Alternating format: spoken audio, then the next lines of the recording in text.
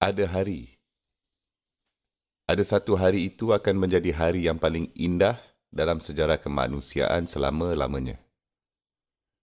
Ada yang akan dapat menyaksikannya, sebaliknya pula malangnya banyak yang tidak akan dapat menyaksikannya.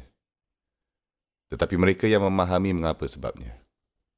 InsyaAllah ta'ala kita semua akan berada di sana.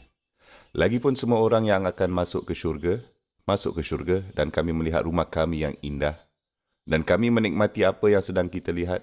Dan ini telah diceritakan melalui banyak hadis, tetapi disusun dengan cara yang berkisah oleh Ibn Qayyim al-Jauziyah rahimallahu ta'ala. Dalam Madarij as-Salikin, dia mengatakan akan ada pemanggil yang akan memanggil di keseluruhan jannah. Ya ahlul jannah, wahai orang-orang syurga, Allah telah meminta kamu untuk datang ke tempat tertentu. Oleh itu kita semua akan berkumpul di satu padang ini. Dan dalam padang ini, orang diatur mengikut pangkat. Akan ada orang yang akan duduk di pada takhta yang sangat tinggi. Ada orang akan duduk di sofa-sofa yang tinggi. Sebahagian daripada kita pula hanya menggunakan kain sutera dan kapet dan yang lain di atas tanah. Dan ketika kita semua duduk di sana tertanya-tanya apa yang akan berlaku, Arsy Allah yang merupakan bumbung syurga suka untuk benar-benar memahami perkara itu kan. Bahawa arsy Allah adalah bumbung syurga. Tetapi arsy Allah akan dibawa dekat ke tempat itu. Dan Allah akan memanggil, Ya ahlul jannah assalamualaikum. Dan semua kita akan menjawab, Allahumma antas salam wa minkas salam.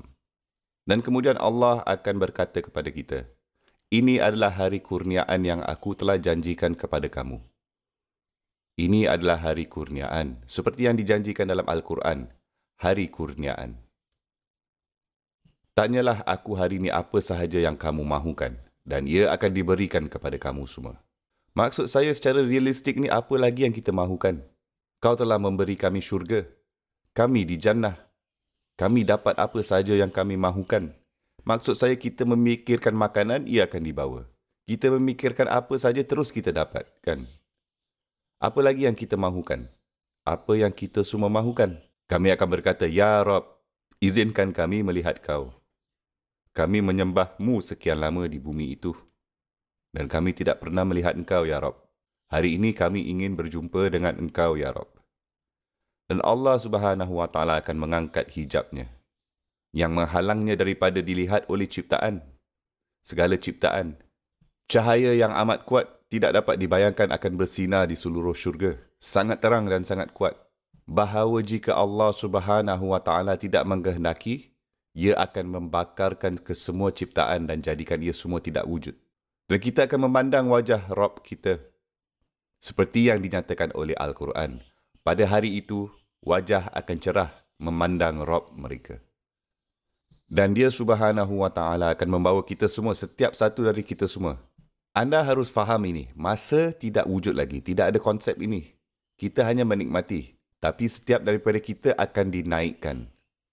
Dan diingatkan akan dosa-dosa kita yang terdahulu. Allah Subhanahu wa Ta'ala akan katakan, adakah kamu ingat semasa kamu tidak mematuhi aku di sini? Adakah kamu ingat ketika kamu melakukan dosa itu dan dosa itu dan dosa itu? Begitu banyak dosa yang akan diceritakan kepada kita sehingga kita kehilangan harapan bahawa kita akan dibuang dari syurga. Dan kami berkata, Ya Rabb, tidakkah kau dapat mengasihani aku dan ampunkan atas dosa-dosa itu? Dan Allah Subhanahu wa Ta'ala akan berkata kepada setiap kita, Hamba-Ku, seandainya aku belum memaafkanmu, kamu tidak akan berada di sini. Membuatkan kita bahagia sekali lagi. Anda nampak tak ni? Inilah tahap rahmah apabila kita mengatakan bahawa Allah adalah Ar-Rahman. Ia tidak akan dapat difikirkan dan dibayangkan langsung maklumat itu di dalam otak kita yang kecil ini. Anda tidak akan dapat memahaminya. Kita tidak akan dapat faham. Bahawa Allah Subhanahu wa Ta'ala memberikan rahmah yang sangat besar kepada kami dalam setiap hari dalam hidup kami. Dan dia Subhanahu wa Ta'ala minta dari kita hanyalah kita lakukan dengan terbaik dalam hidup kita. Untuk bersyukur kepadanya untuk itu. Untuk melakukan yang terbaik untuk menyembahnya. Dan mengetahui bahawa anda akan melakukan kesilapan. Mengetahui anda akan jatuh. mengetahui anda akan melakukan dosa. Apabila anda melakukannya, kembali kepadanya bertaubat. Nabi SAW mengatakan bahawa ada dua malaikat dengan setiap manusia. Satu di sebelah kanan dan satu di sebelah kiri.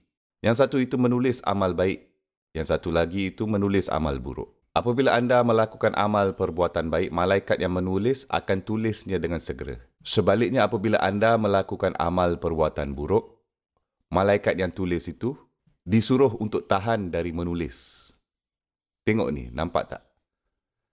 Dia diberitahu untuk menahan selama beberapa waktu. Ada yang mengatakan 6 jam. Ada yang mengatakan suku hari. Dia diberitahu untuk menunggu untuk menulis. Kenapa dia tunggu? Allah Subhanahu Wa Taala memberitahu malaikat, tunggu dan lihat jika hamba aku kembali kepada aku. Dan jika dia kembali kepada aku sebelum kamu menulisnya, jangan tulis. Jangan tulisnya, ia tidak pernah berlaku. Dan anda memberitahu saya bahawa anda tidak boleh sampai ke jannah. Anda memberitahu saya bahawa hidup anda terlalu buruk dan anda telah melakukan terlalu banyak kesalahan dan terlalu banyak yang berlaku antara anda dan Allah Subhanahu Wa Taala untuk anda menjadi Muslim yang baik lagi. Siapa yang anda sedang tipu? Kamu tidak memperbodohkan sesiapa pun. Kamu pun memang pasti bukan memperbodohkan diri sendiri juga. Sebab kamu sudah tahu. Kamu memang lebih tahu pasal ini. Dan fikirkan semua masalah yang kita ada antara satu sama lain.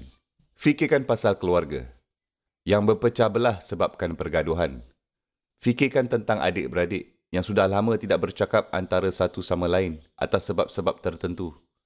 Fikirkan perkara itu sebentar. Tapi kita mahukan Allah Subhanahu Wa Taala untuk membiarkan dan melupakan kesemua kesilapan yang telah kita lakukan. Betul. Tetapi kita sendiri tidak boleh melepaskannya, tak mahu lepaskan peristiwa lepas. Kamu tidak boleh melepaskannya.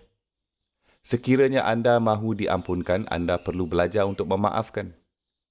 Sekiranya anda ingin ditunjukkan belas kasihan, Nabi SAW berkata, mereka yang tidak menunjukkan belas kasihan, tidak akan ditunjukkan belas kasihan.